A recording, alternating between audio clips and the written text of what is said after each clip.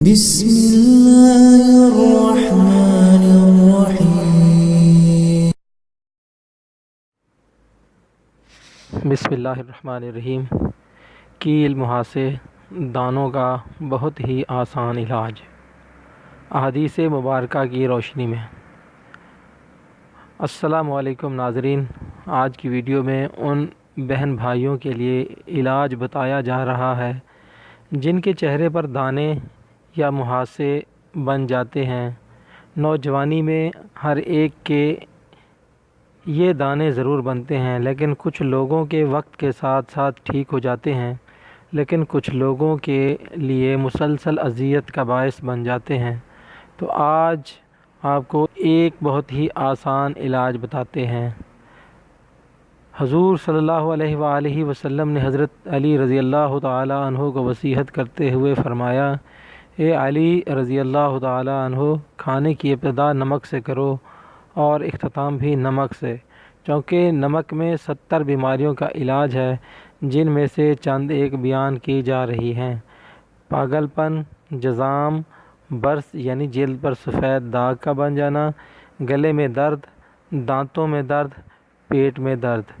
امام جعفر صادق رضی اللہ تعالیٰ عنہ فرماتے ہیں کہ جو یہ چاہے کہ اس کے چہرے پر سے دانے محاسے کیل ختم ہو جائیں تو کھانا کھاتے وقت پہلے لقمے پر تھوڑا سا نمک چھڑک لے۔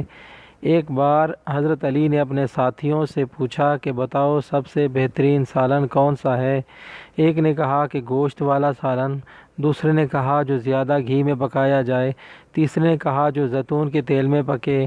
تو حضرت علی نے فرمایا بہترین غذا نمک ہے۔ ایک اور واقعہ آپ کو بتاتے ہیں جس سے آپ کو نمک کی اہمیت کا احساس ہوگا۔ ایک بار حضرت علی رضی اللہ تعالیٰ عنہ اپنے ساتھیوں کے ساتھ سیر کو نکلے۔ حضرت علی رضی اللہ تعالیٰ عنہ کا خادم نمک ساتھ لے جانا بھول گیا، تو حضرت علی رضی اللہ تعالیٰ عنہ نمک کے اس قدر پابند تھے کہ آپ نے واپس آ کر کھانا کھایا۔ ایک احادیث مبارکہ ہے کہ حضور صلی اللہ علیہ وسلم نے فرمایا، جو کوئی بھی کھانا کھانے سے پہلے اور بعد میں تھوڑا سا نمک کھا لیتا ہے تو اللہ تعالیٰ اس سے 330 بلاؤں کو دور فرما دیتا ہے۔ آپ لوگ اندازہ کریں کہ کس قدر مہنگی کریمیں لگانے کے باوجود بھی لوگوں کے کیل محاسے ٹھیک نہیں ہوتے، اور نبی کریم صلی اللہ علیہ وسلم نے کس قدر نمک کی اہمیت بیان کی ہے، اور امام جعفر صادق رحمۃ اللہ علیہ نے کس قدر سستا اور آسان حل ہمیں بتایا ہے۔ جزاک اللہ۔